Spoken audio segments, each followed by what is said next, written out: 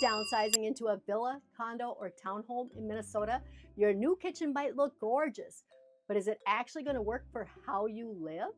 Today, I'm sharing 5 kitchen design mistakes I see all the time that look great in photos, but drive people crazy in real life.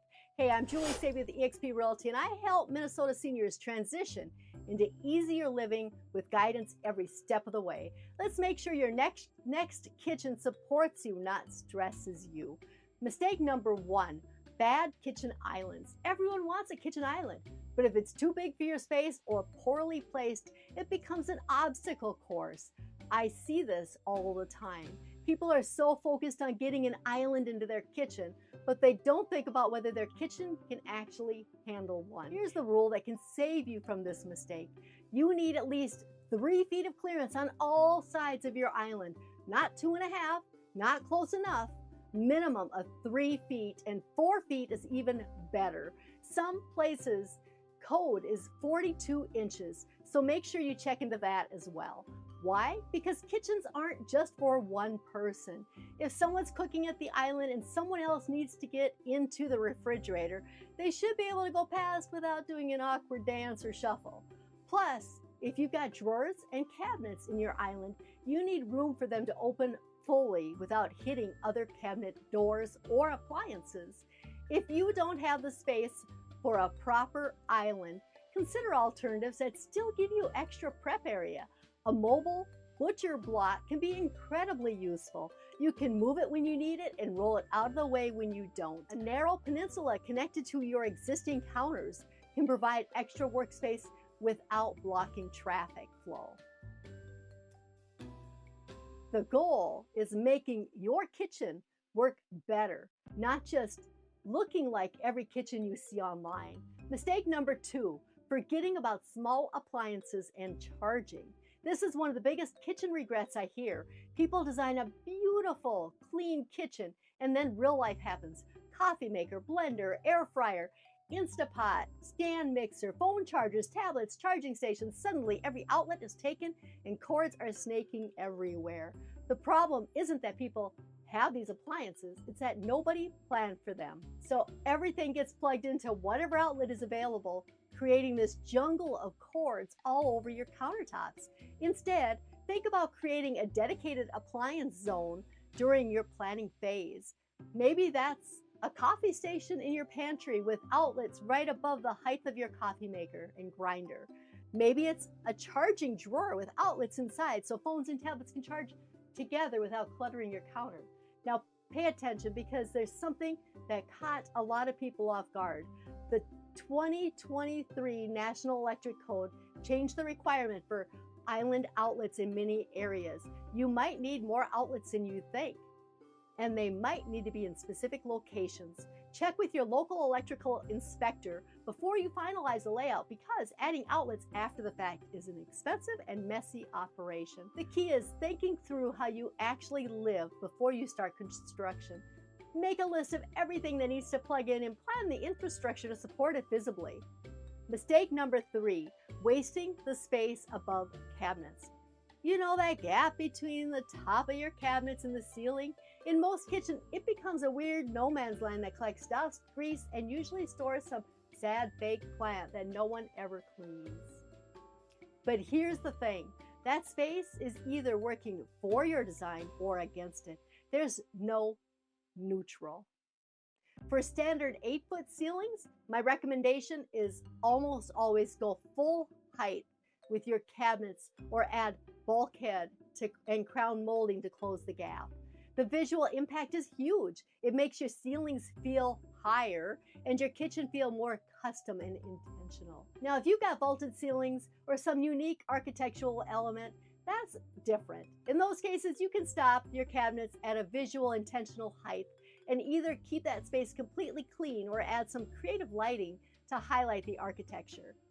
But here's what you can't do. Ignore it and hope that it works itself out. Sure, not every kitchen is going to the ceiling. That's absolutely true. The key is making it a deliberate design decision rather than accepting whatever gap happens to exist. This attention to visual detail makes your kitchen feel more finished and gives you one less thing to clean. Mistake number 4, bad lighting choices. Here's something that drives me crazy. People think kitchen lighting is about making it bright enough to see. Wrong. It's about where the lighting actually falls and how your kitchen feels when you're using it. I can't tell you how many kitchens I walk into where there's just one big overhead light fixture, usually right in the center of the room. The homeowner will say, but it's really, really bright. Sure, but when you're standing at the counter chopping vegetables, you're casting a shadow on everything you're trying to see. Think about lighting in layers, just like you would your living room. You need task lighting, that's under cabinet lighting. You need wall sconces near your prep areas or flush mounted strips inside glass cabinets. Then you need ambient lighting to create atmosphere, maybe pendant lights over the island or a chandelier over your dining table.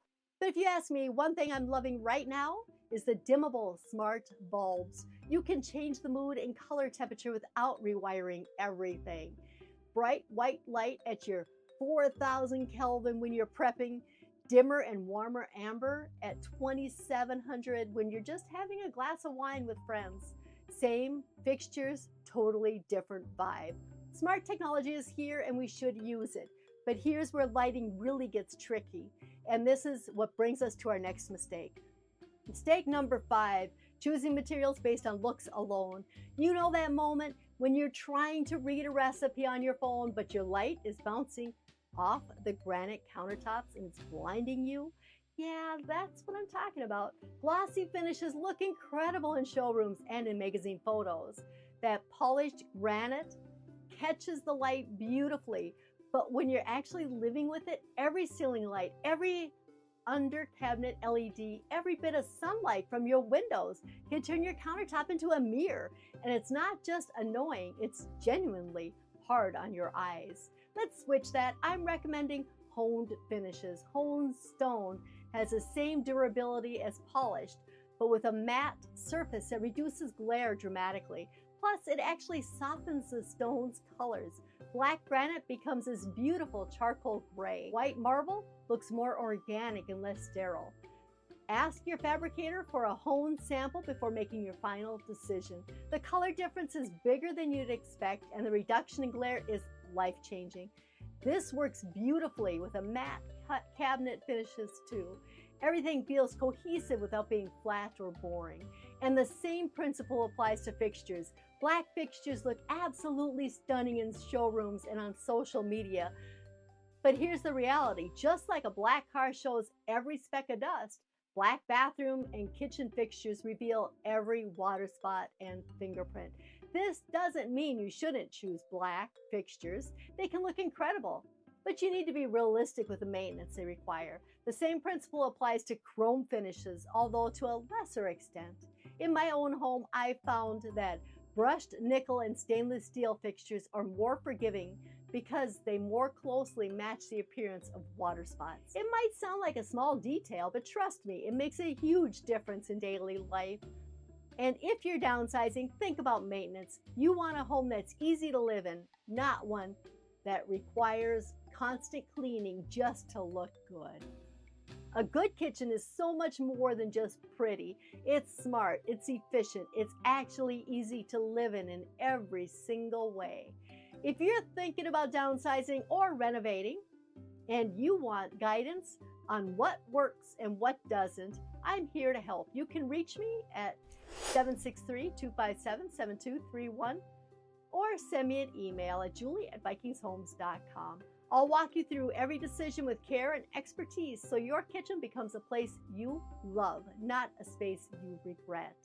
Your next chapter deserves a kitchen that works beautifully for you.